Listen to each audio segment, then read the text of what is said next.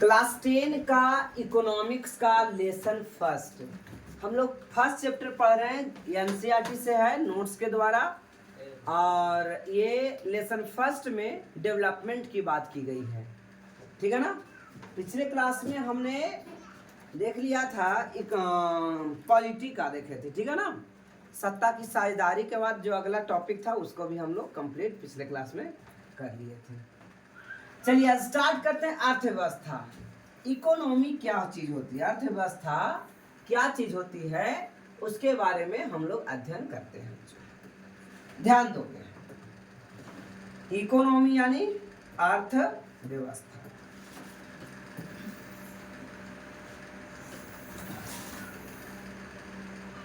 चलिए, कहता है अर्थव्यवस्था एक ढांचा जिसके अंतर्गत, अर्थव्यवस्था यानी इकोनॉमी एक ऐसा स्केलेटन है, ढांचा है, जिसके अंतर्गत लोगों की आर्थिक क्रियाकलाप का अध्ययन किया जाता है। अर्थव्यवस्था मतलब आर्थिक चीज, पैसा का लेन देन, पैसा कमाने की तरीका है ना, बेहतर जीवन प्रत्याशा बदलने के लिए पैसे की जरूरत होना। तो इसके लिए आर्थिक क्रियाकलापों का अध्ययन जिस टॉपिक से करेंगे उस टॉपिक को क्या बोला जाएगा, इकोनॉमी बोला जाएगा, अर्थव्यवस्था बोला जाएगा। लाइट ऑफ करो। कहता है, अगला जो पॉइंट है बेटे, अर्थव्यवस्था समझ में आ गया। आपके एग्जाम में ये क्वेश्चन कभी नहीं आए कि अर्थव्यवस्था किसे कहते हैं, लेकिन एक नंबर का क्वेश्चन यहां से आ जाता है कि अर्थव्यवस्था निम्नलिखित में किससे संबंधित है। तो यहां पे आप याद रखेंगे आर्थिक क्रियाकलाप से। किससे संबंधित है? अब बताइए, ये क्वेश्चन पूछेगा तो लगभग 99% लोग सही करके आएंगे। आर्थिक क्रियाकलाप अर्थव्यवस्था पर, पैसे से लेन देन अर्थव्यवस्था है, बजट है। कहते हैं विकास के लक्ष्य भिन्न एवं परस्पर विरोधी कैसे हैं। विकास का जो लक्ष्य है, डेवलपमेंट, हमारा जो टॉपिक है वो डेवलपमेंट है ना, विकास। तो विकास का जो लक्ष्य रखा गया है, एम है, लक्ष्य, ऑब्जेक्टिव है, डेवलपमेंट हो, तो कहीं कहीं ये डेवलपमेंट क्या है, भिन्न एवं परस्पर विरोधी देखने को मिलेगा, अलग अलग टाइप में। जैसे आपने पढ़ा होगा सस्टेनेबल डेवलपमेंट, है ना, इंग्लिश में सस्टेनेबल डेवलपमेंट, और उसी को हिंदी में बोला जाता है सतत विकास। सतत यानी लगातार विकास। इसका मतलब ये होता है, सतत विकास का मतलब कि वैसा डेवलपमेंट जो आने वाली पीढ़ी को बिना प्रभावित करे डेवलप हो रहा है, तो उसे सतत विकास कहा गया। एग्जाम, और ये नहीं कि बहुत ज्यादा विकास तो डेवलपमेंट कर रहे हैं लेकिन पता नहीं आने वाला पीढ़ी कैसे जिएगा। जैसे मान के चलिए कि पृथ्वी पर हम लोग पृथ्वी के अंदर से माइनिंग करके कोयला निकालते हैं। अब कोयला का इतना अंधाधुंध प्रयोग करके डेवलपमेंट बना लीजिए, इसके अलावा लोहा सब निकाल लीजिए, डेवलप कर लीजिए, तो वो सस्टेनेबल डेवलपमेंट नहीं होगा। ऐसा डेवलपमेंट करिए कि कोयला भी बचा रहे, कि आगे आने वाला पीढ़ी उसका यूज करे और डेवलप भी हो जाए। ये नहीं कि भरपूर एकदम रस चूस गए और दिखा दिए कि हम तो। जैसे एक एग्जाम्पल है बच्चों, मान लिया जाए कि हमने एक घर बनाया, बहुत बड़ा घर बनाया, है ना, 10 लाख उससे लिया, 5 लाख उससे लिया, 1 करोड़ रुपया लोन लिया, बैंक से लोन लिया, सब आदमी सागरों से लोन वगैरह ले लिया, और हम टपक गए। अब हमारा बच्चे क्या करेगा, उस लोन को ही भरने में अपना जिंदगी खत्म कर देगा। बस समझ में आया। तो डेवलप हमने किया बहुत, एकदम अच्छा घर, आलीशान महल बना दिया, लेकिन वो महल कैसा था, है ना, सस्टेनेबल डेवलपमेंट होगा ऐसा में? समझ में आ रहा ना? हाँ, क्या नहीं लेता है ना, हाँ, आप ले लो, माफ हो जाएगा, है ना।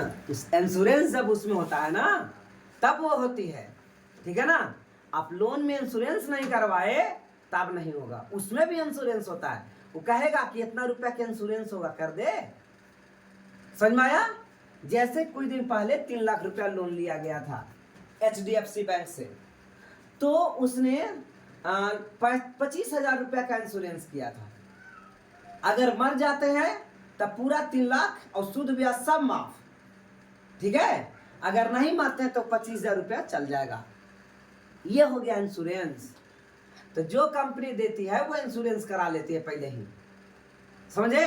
यानी आपसे वो अपना पैसा एक्स्ट्रा ले लेती है। बातें कुछ समझ में आया?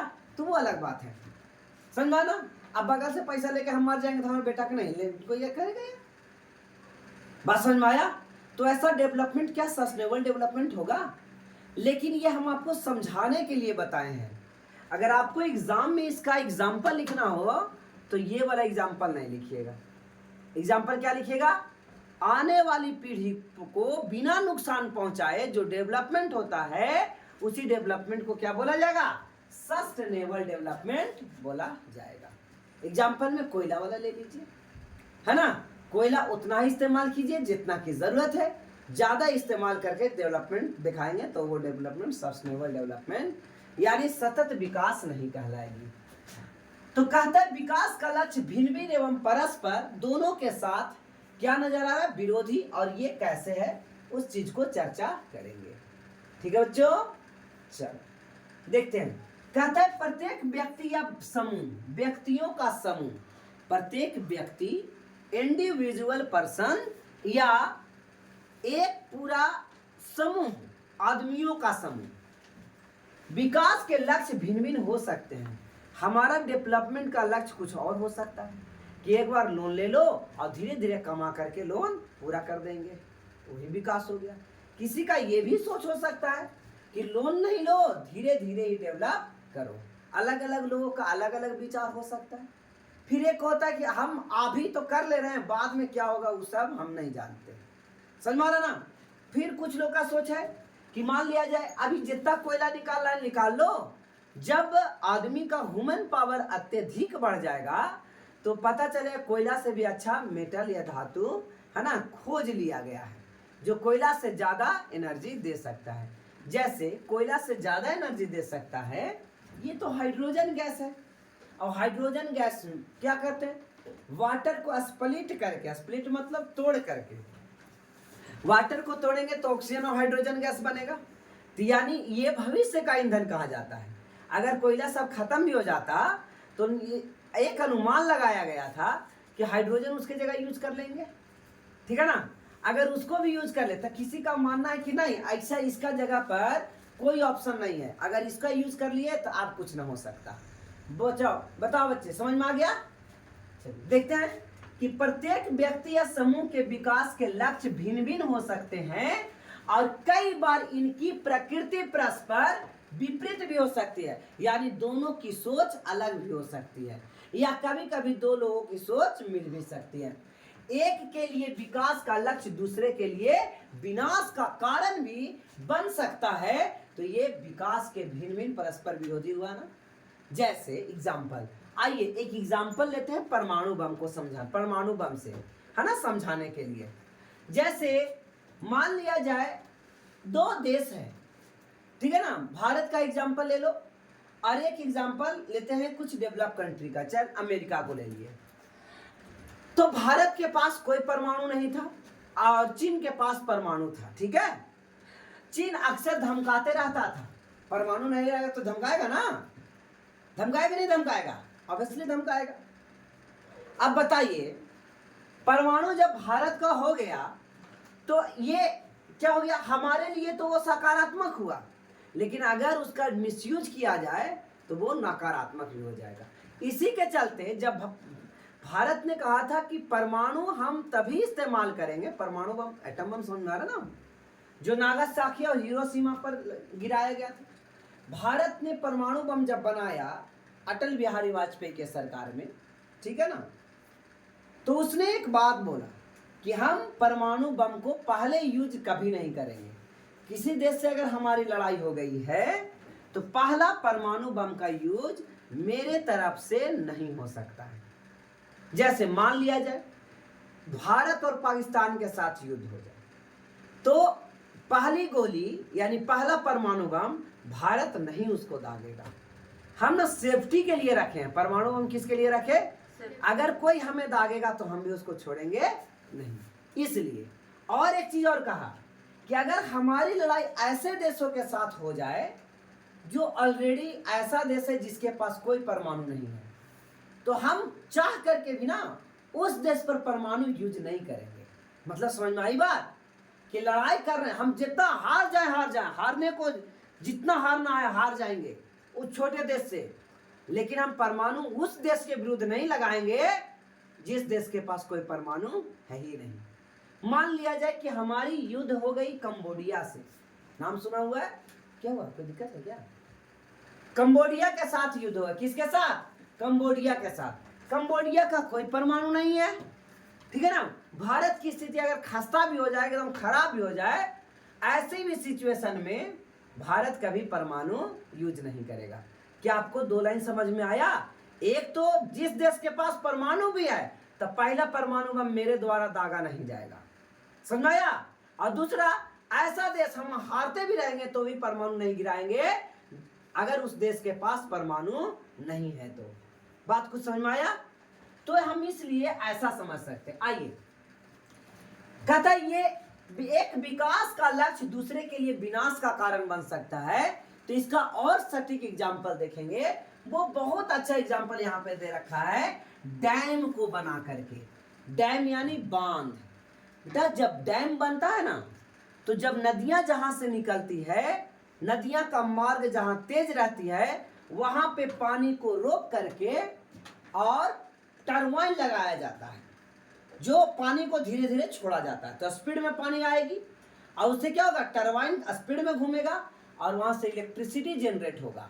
लेकिन फायदा है कि बिजली फ्री क्या आ गया है ना, फ्री का बिजली आ गया ना। जैसे सोलर सिस्टम द्वारा बिजली फ्री का मिला, तो पानी को भी बस छोड़ते गए और टरबाइन घूमते गया और क्या होते गया, बिजली हमें मिल रहा है, बड़ा मजा आया। लेकिन नुकसान है क्या, जहां भी इस प्रकार का षड्यंत्र बना रहेगा, डैम बना रहेगा, वहां पानी एक जगह इकट्ठा होते रहने से, आप हॉरिजॉन पढ़े होंगे, मिट्टी का स्तर, संस्तर ABC and so on 9 class में, है ना, कि मिट्टी ए मिट्टी बी। तो क्या होता है ना, पानी अगर ज्यादा दिन तक रह जाएगा, हमेशा रह जाएगा एक बहुत बड़ा फोर्स के साथ, बहुत बड़ा एरिया में, तो पृथ्वी के नीचे पानी रिश्ते रिश्ते बहुत नीचे चला जाता है, संस्तर ABCD को पार कर जाता है। अब जब ये संस्तर D को पार कर गया तो वो पृथ्वी के गर्भ में पहुंच जाता है। अब जब ये पृथ्वी के गर्भ में पहुंचेगा तो क्या होगा, अब वहां से खोलने लगेगा और हो सकता है कि ज्वालामुखी वहां आ जाए। बात समझ में आया? तो एक के लिए तो फायदा हुआ, लेकिन दूसरे के लिए क्या नुकसान हुआ कि नहीं? तो इस प्रकार हम कह सकते हैं कि विकास का लक्ष्य भिन्न भिन्न एवं परस्पर विरोधी होगा। तो कैसे होगा आप लोग बतला दीजिएगा। चलिए, कोई डाउट नहीं आता? आगे समझो बच्चे। कहता है आय के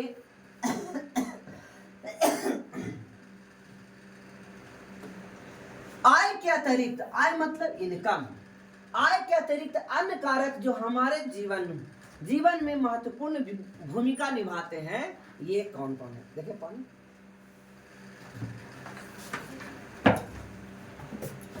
सब पी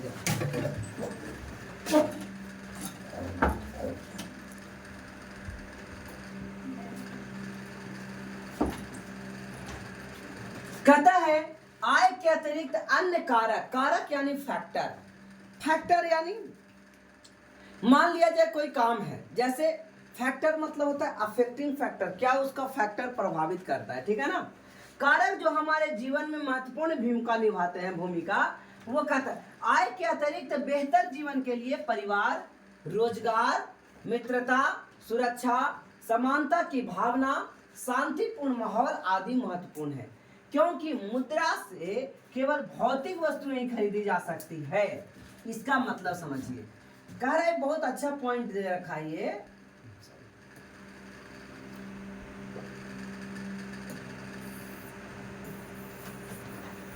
इस लाइन को फिर समझिए, कहता आय के अतिरिक्त अन्य कारक जो हमारे जीवन में महत्वपूर्ण भूमिका निभाते हैं। अगर पैसा ही रहे तो हम क्या सुख रहेंगे? तो कहने को मिलेगा कि नहीं सुख रहते हैं, लेकिन पैसा तो सुखी के लिए चाहिए, खुश रहने के लिए पैसा तो चाहिए।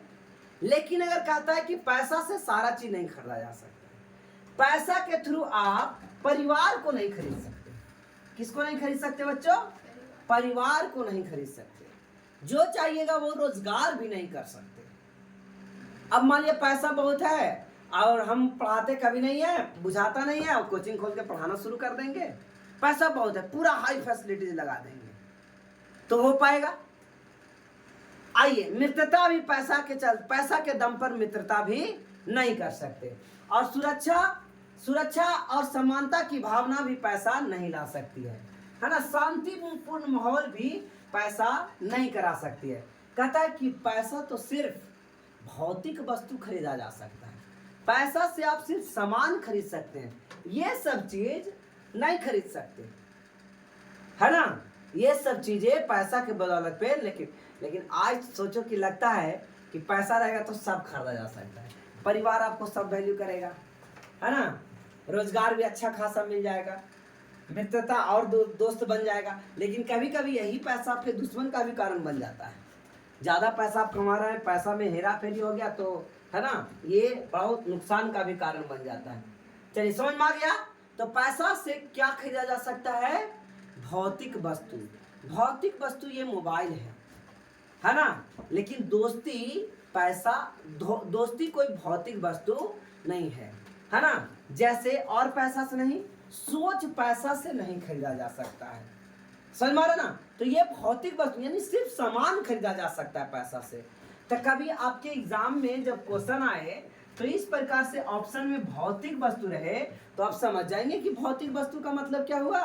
कोई सामान। जैसे ये वाटर बोतल है ना, तो वाटर बोतल क्या है? तो यह एक भौतिक वस्तु है।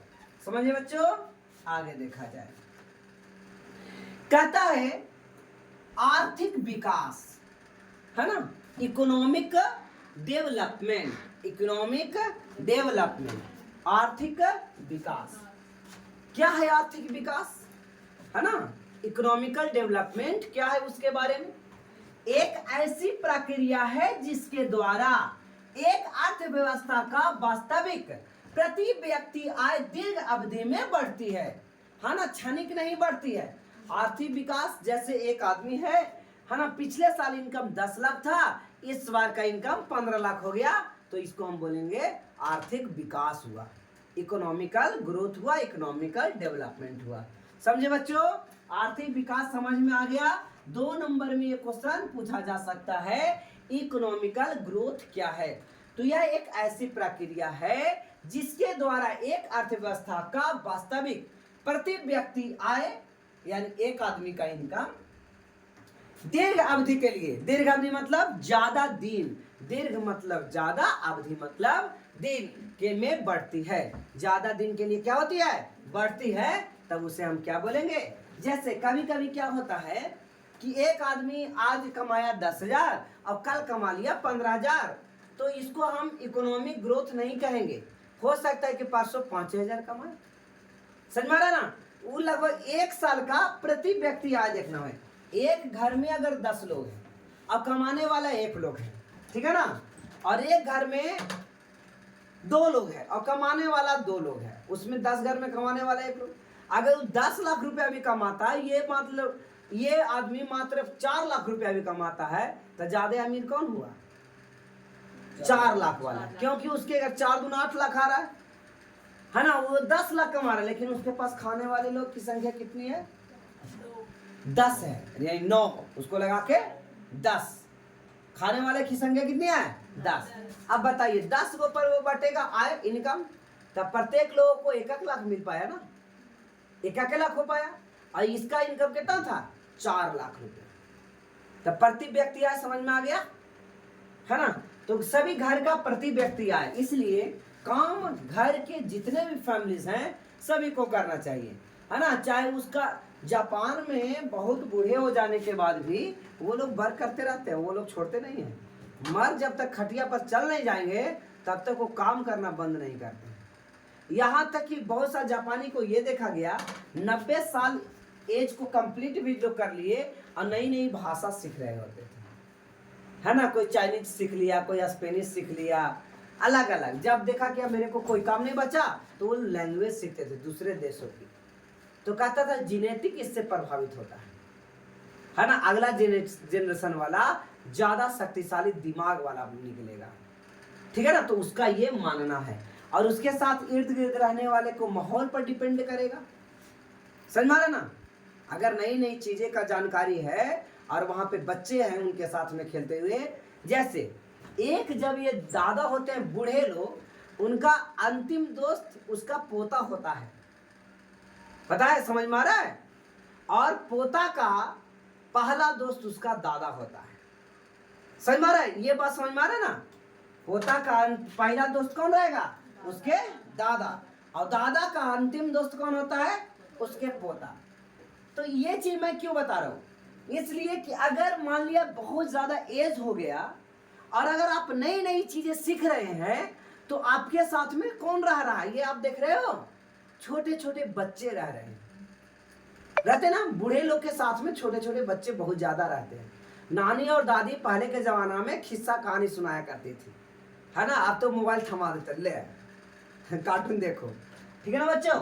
तो ये कह रहा है, अब तो समझ में आया, प्रति व्यक्ति आय, एक आदमी का आय होना प्रति व्यक्ति आय कहलाता है ना। प्रति व्यक्ति आय निकालने के लिए क्या कहते हैं, टोटल इनकम को डिवाइड करते हैं टोटल संख्या से।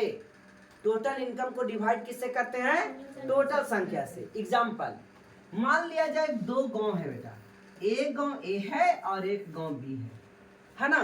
टोटल इनकम मान लिया जाए इसमें आ गया 10,000, कितना टोटल इनकम है, 10,000, और इसका भी टोटल इनकम है 10,000। दोनों गांव की टोटल इनकम 10,000 10,000 है, लेकिन यहाँ पे प्रति व्यक्ति आय किसकी अधिक होगी, ए की होगी या बी की होगी। सबसे पहले हमने देखा कि दोनों गांव की टोटल इनकम 10,000 है, लेकिन गांव में रहने वाले जो लोग हैं, यहाँ रहने वाले लोग 10 हैं और यहाँ रहने वाले लोग 100 हैं। क्या है बेटे, 100 हैं, समझ में आ रहा है। तो प्रति व्यक्ति आय गांव ए के अधिक होगा कि बी का अधिक होगा, ए का अधिक होगा।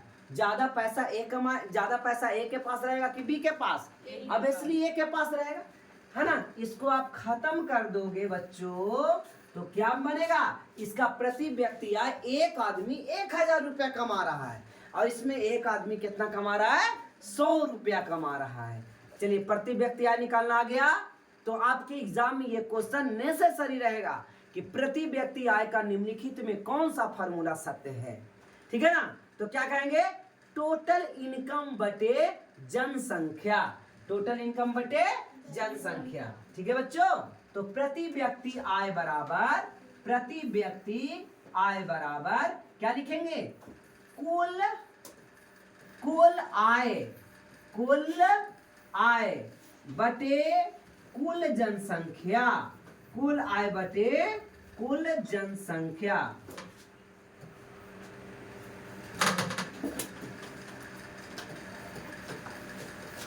कुल आय बटे कुल जनसंख्या, ठीक है। प्रति व्यक्ति आय का फॉर्मूला क्या मिल गया, कुल आय बटे कुल जनसंख्या, है ना। एक प्रति व्यक्ति आय मतलब एक व्यक्ति का ये आय है, प्रति व्यक्ति आय। हो गया बच्चों, चलो फाइन है, हटा इसको।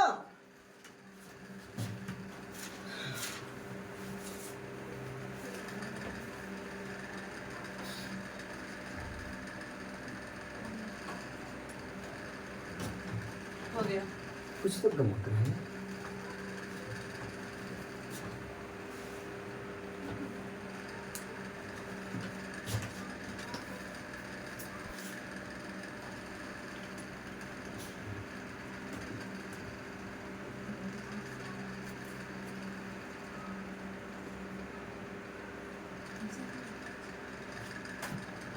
प्रति व्यक्ति आय का मतलब क्या हो गया, कुल आय बटे कुल जनसंख्या। लाइट नहीं है बहुत देर से।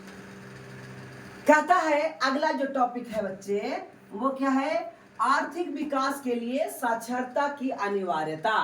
क्वेश्चन आएगा कि आर्थिक विकास होने के लिए पढ़े लिखे होना क्यों जरूरी है। आर्थिक विकास होने के लिए पढ़े लिखे होना क्यों जरूरी है, ठीक है ना। ये आपका क्वेश्चन बन गया। अब इसका आंसर क्या लिखेंगे? इससे ज्ञान व दक्षता प्राप्त होती है। दक्षता मतलब क्षमता। कहता है क्षमता यानी कि काम करने की शक्ति प्राप्त होती है। दक्षता मतलब इफिशियंसी। दक्षता मतलब नीचे बैठ जाओ, तुम्हें नीचे बैठो। दक्षता मतलब क्या होता है? इफिशियंसी। काम करने की शक्ति को दक्षता कहा जाता है। काम करने की शक्ति को क्या कहते हैं? दक्षता कहते हैं। काम करने की शक्ति को क्या कहेंगे? दक्षता।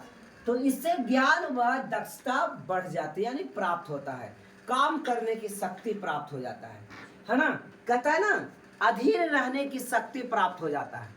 जब पढ़े लिखे कोई बिजनेस स्टार्ट करेगा तो ये पहले सब कैलकुलेट कर चुका है कि इतना दिन में हमको ये मिलेगा, इतना दिन कुछ नहीं मिलेगा, है ना? और जब पढ़े लिखे नहीं रहेंगे तो उसको ये बात समझ नहीं गया, हौच पाँच में उसका दिमाग नर्वस आ जाएगा और वो कंपनी से भी रिजाइन दे सकता है। तो इसलिए क्या है, आर्थिक विकास के लिए साक्षरता यानी पढ़े लिखे होना जरूरी है। तो आपने फर्स्ट पॉइंट देख लिया, इससे ज्ञान व दक्षता, ज्ञान तथा दक्षता बढ़ जाती है। रोजगार का स्तर बढ़ता है। रोजगार का स्तर बढ़ता है। जैसे मैंने एक बहुत बढ़िया एक प्रचार देखा था, ऐड। उस ऐड में ये कहा कि लोग कहते हैं कि काम नहीं है, काम नहीं है ना? यानी नौकरी नहीं है, नौकरी नहीं है। लेकिन जब कंपनी में जाते हैं तो कहता है कि अच्छे काम करने वाले लोग नहीं है। बात समझिए, पॉइंट है ना? बहुत बढ़िया पॉइंट है, समझिएगा। ए लड़का, don't sleep, you stand up. क्या है? काम नहीं कहता है। कोई आदमी कहता है कि यहाँ बेरोजगारी पूरा है। बेरोजगारी में समझ में आ रहा ना कि काम नहीं है यानी बेरोजगारी है। काम नहीं है मतलब जैसे मान लिया जाए हम कुछ नहीं कर रहे हैं तो बेरोजगार है। अब जब एक कंपनी में एक आदमी गया तो वह कंपनी का मालिक कहता है, जब रास्ते में चल रहा था ना तो सब आदमी मिले तो कहता है कि है ना, बेरोजगारी बढ़ गया है, काम नहीं है, ठीक है। और जब कंपनी में गया तो कहता है क्या मालिक कि अच्छे काम करने वाले लोग नहीं। मतलब समझ में आया? अच्छे काम करने वाले लोग नहीं, यानी मेरे पास तो आदमी की बहुत कमी है ना? नौकरी तो है लेकिन नौकरी करने वाले अच्छे लोग की नहीं है, यानी अच्छे लोग की कमी है। बात समझ में आया? तो बताओ बेटा क्या जरूरी पड़ा? रोजगार नहीं है, इसका मतलब कि वो इंसान साक्षर नहीं है। वो इंसान क्या है? साक्षर नहीं है। बात समझ में आ रहा है? अगर वो इंसान साक्षर होता, आज जहां भी चले जाइए, चलो मैं स्कूल चलाता हूं तो स्कूल का एग्जाम्पल लेता हूं, हम हमेशा बोलते रहते हैं कोई अच्छा टीचर नहीं है, और बहुत से टीचर घूम रहे होते हैं, वो कहते रहते हैं कि अगर सीट खाली होगा तो हम भी पढ़ाने आएंगे। मतलब समझ में आया? वो कहते हैं कि सीटें खाली नहीं है, अब हम कहते हैं सीट तो बहुत खाली है लेकिन अच्छे टीचर नहीं है। क्या समझ में आई दोनों बातें?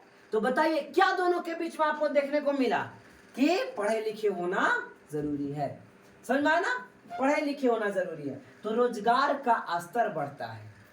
जब पढ़े लिखे लोग रहेंगे तो रोजगार आसानी से मिलेगा, और पढ़े लिखे लोग नहीं रहेंगे तो रोजगार। आज मैं खुद पर एग्जांपल लेता हूं, ठीक है ना? हमारे फील्ड में जो ट्यूशन की व्यवस्था है वो कहीं भी 2000 रुपया से ज्यादा नहीं है। एक आदमी कोई भी पढ़ाएगा 1 घंटा तो 2000 से ज्यादा नहीं मिलेगा इस एरिया में, है ना?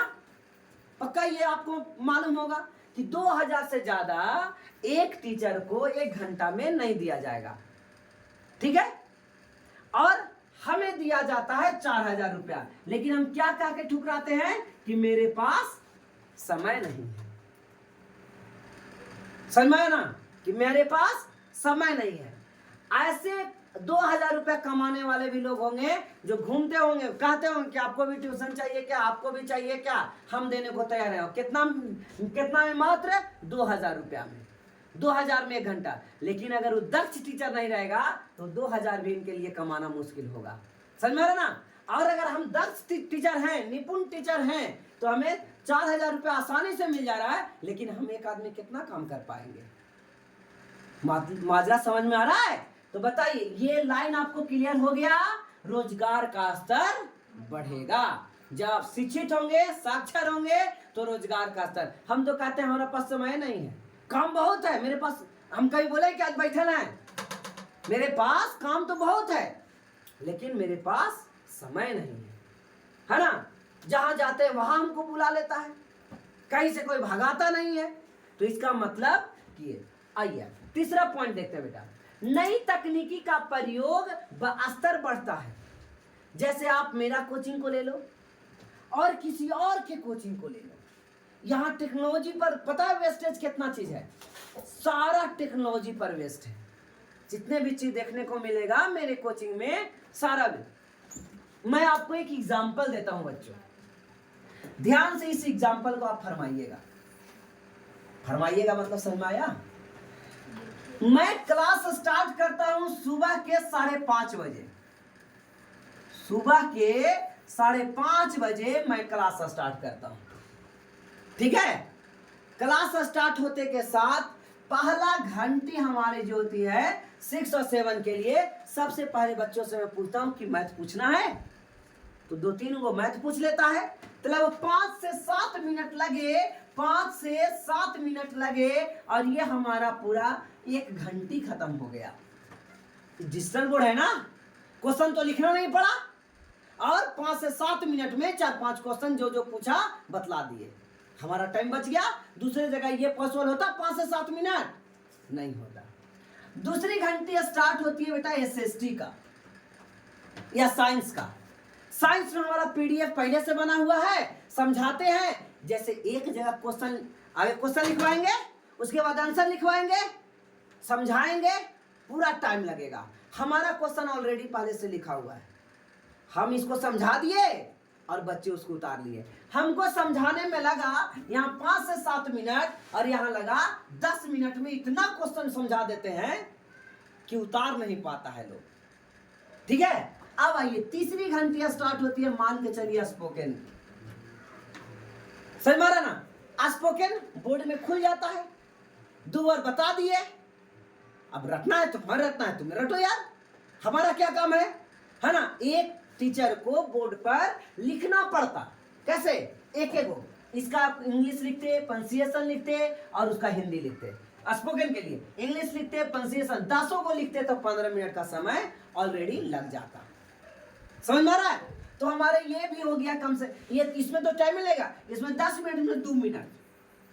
आज संस्कृत में एक एसे लिखवाया अश्वा पर, अश्वा मतलब घोड़ा पर, ऑलरेडी बोर्ड में फिक्स है पहले से, है ना, लिखवा दिए और 4-5 बार रटवा दिए और सब हिंदी करके एक एक लक्षर को इतना बढ़िया से हिंदी कर को बतला दिए, है ना, कि एकदम क्लियर हो गया। अब कितना टाइम लगा होगा? 5 मिनट। अब पूरा टाइम जोड़ लीजिए, कितना सब्जेक्ट खत्म हो गया, कितना सब्जेक्ट है। अब देखिए यहां जब तक बच्चा लिखता है तब तक हम उधर क्लास संभाल लेते हैं, है ना। वो यहाँ भी A1 नंबर एकदम A1 पढ़ाए और ऊपर भी A1 पढ़ाए, सारे बच्चे में सब जगह A1 पढ़ाई मिल जाता। तो ये किसका हाथ है? ये किसका हाथ है बच्चों? ये किसका हाथ है? नई तकनीकों का प्रयोग स्तर बढ़ाता है। ये टेक्नोलॉजी क्या बढ़ाया? स्तर को बढ़ाया।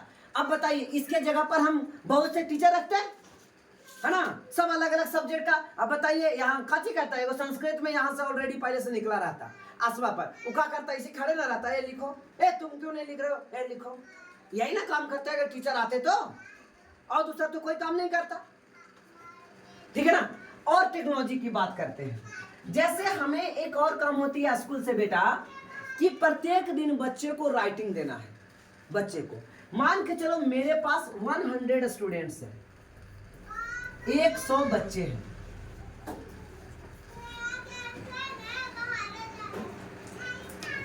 एक 100 बच्चे हैं, 100 बच्चे को राइटिंग देना है।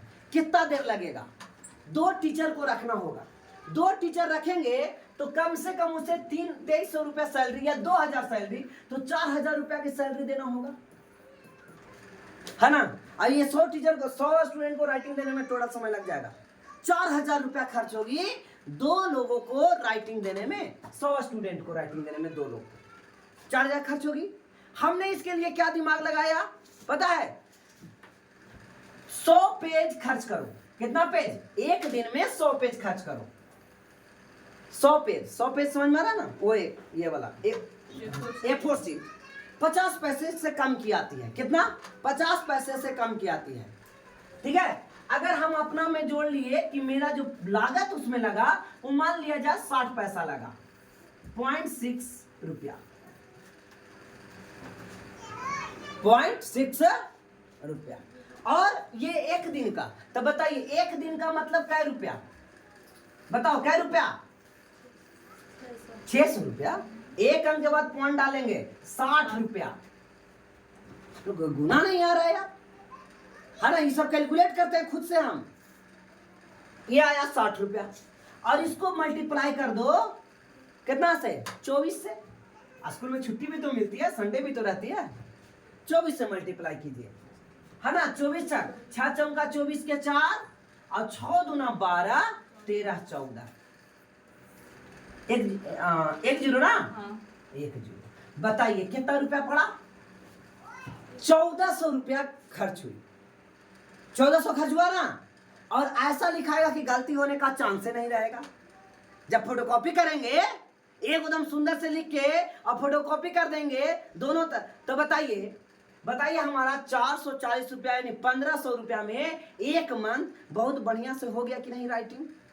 तो ये कहां से दिमाग आया? अगर पढ़े लिखे नहीं रहते आज तक कहीं ऐसा चला है? समझ में आ रहा है ना? और ये कितना एवन रहेगा आप समझ सकते हो। अब बस खाली चेक कर देना है ना? टोटल बर्डन को एकदम घटाया जा सकता है, हाई क्वालिटी दिया जा सकता है पढ़ाई में, और बस क्या हो? एक अच्छा साक्षर हो, यानी नई तकनीक का प्रयोग से प्रयोग व स्तर बढ़ता है। चलो बच्चों, तो आई होप आपको ये बहुत बढ़िया समझ में आ रहा होगा कि शिक्षा की अनिवार्यता क्यों है ना? और डिग्री की अनिवार्यता नहीं है। ऐसे सिचुएशन में डिग्री की अनिवार्यता नहीं है। ठीक है ना? आओ देखते हैं। लोगों में स्वास्थ्य, पर्यावरण आदि के प्रति जागरूकता बढ़ती है। पढ़े लिखे लोग रहते हैं और एगो अनपढ़ लोग रहता है, दो लोग को पकड़िए, है ना? सारा चीज पर हम पे अच्छा फिटिंग खाता है। लेकिन जैसे पर्यावरण, अब मैं एक स्कूटी चलाती हूँ बैटरी वाला, है ना? बैटरी वाला पॉल्यूशन फ्री है पॉल्यूशन फ्री, और उसमें ये खर्च भी बहुत कम है, खर्च न के बराबर। अब बताइए पैसा तो टोटल बच रहा है ना? इससे पर्यावरण को नुकसान हो रहा है क्या? हाँ, पर्यावरण को नुकसान हो रहा है इससे, और पूरा पैसा बच रहा है। लेकिन अगर हम लफू होते तो एकदम भुड़भुड़वा गाड़ी खरीदते 1.5-2 लाख रुपया वाला, है ना? अब पता चल जाता देखो वो जा रहा है ना? एकदम हॉर्न बजाते बजाते निकलता है, तो वो अपना लाइफ में कभी सक्सेस नहीं हो सकता, है ना? लेकिन ये हमारा क्या है? हर जगह पे कहता है लोगों में स्वास्थ्य जागरूक बढ़ाते हैं। जैसे आपको मैं कभी कभी कहते रहता हूं कि पानी कैसे पीना चाहिए, है ना? ब्रश करते हैं तो आप दांत को ऐसे ऐसे दबा करके रखना, खून का प्रेशर बढ़ता है जिससे आपका मसूड़ा अच्छा रहेगा। तो बताइए अब ये अनपढ़ आदमी को क्या पता है ना? बहुत सा चीजें आपको समझ में आ रहा है ना? चलिए, तो यहां तक बेटा क्लियर हो गया ये। और चौथा पॉइंट आज का है नए नए उद्योग का स्थापित करने की क्षमता बढ़ती है ना? कभी कभी हम ही फेल हो जाते हैं, नया नया उद्योग हम भी लगा लेते हैं और पता चलता है बाद में हटाना पड़ जाता है। नहीं समझे?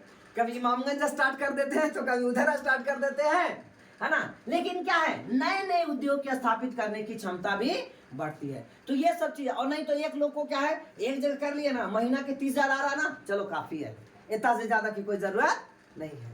बात समझ में आया? तो पढ़े लिखे होने से क्या है, तो इसका आप आंसर लगा लिए। बोलो बच्चों, कोई दिक्कत है ना? तो याद रहेगा आर्थिक विकास के लिए साक्षरता का अनिवार्यता क्यों है? तो इसमें ज्ञान व दक्षता बढ़ती है, रोजगार का स्तर बढ़ता है, नई तकनीक का प्रयोग व स्तर बढ़ता है, लोगों में स्वास्थ्य पर्यावरण आदि के प्रति अवेयरनेस बढ़ती है, अवेयरनेस मतलब जागरूकता बढ़ती है, नए नए उद्योग का स्थापित करने की क्षमता भी बढ़ती है। नेक्स्ट, एक देश की आय क्या है? कैसे पता चलता है कि एक देश का आय कितना है? कभी कभी हम लोग कहते हैं ना, भारत का जो आय है वो $5 ट्रिलियन है, तो कैसे, यानी एक देश की आय क्या है? कहता है किसी देश की आय उस देश के सभी निवासियों की आय है ना। अगर हम 1 लाख रुपया कमा रहे हैं तो 1 लाख इंक्लूड है कि भारत में वो 1 लाख रुपया आ रहा है ना। तो किसी देश का आय उस देश के सभी निवासियों की आय है, इससे हम देश की कुल आय ज्ञात होती है। अगर जैसे घर में कितना पैसा कमाता है, तो घर में मान लिया 5 लोग हैं, एक लोग कमाता है 5 लाख रुपया, एक लोग कमाता 5 लाख, बड़ी बोल रहे 5,000 पर ले लेते हैं, होता औकात वाला 5,000 एक आदमी कमा रहा है, एक आदमी 10,000 कमा रहा है, एक आदमी 2,000 कमा रहा है। अब हाँ